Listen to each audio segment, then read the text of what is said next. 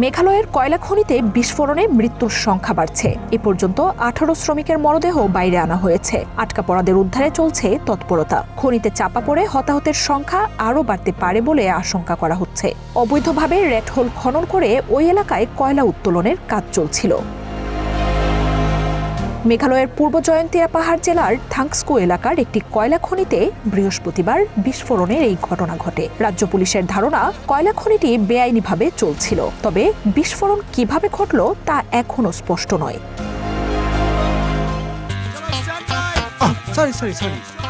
লাইফে কখন কি হয় গ্যারান্টি আছে? তাই ইন্স্যুরেন্স করুন সিটি ব্যাংকে, কারণ ইন্স্যুরেন্স করলে সিটিতে সুরক্ষা পাবেন নিশ্চিন্তে।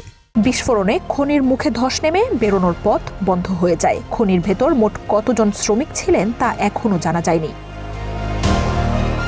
রেড হোল মাইনিং এর ক্ষেত্রে কোনো নির্দিষ্ট অঞ্চলে সরু 3-4 ফুটের গর্ত খোঁড়া হয়।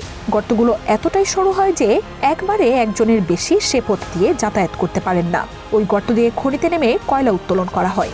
সরু এই গর্তগুলোকে রেড হোল বলা হয়।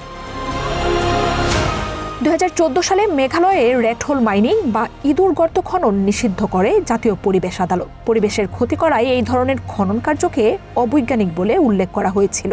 পরে সুপ্রিম কোর্ট এই নিষেধাজ্ঞা তুলে নিলেও বিশেষ পরিস্থিতিতে বিজ্ঞানসম্মতভাবে সব রকম সাবধানতা ও পরিবেশ রক্ষামূলক ব্যবস্থা অবলম্বন করে রেড হোল মাইনিং এর অনুমতি দেয়।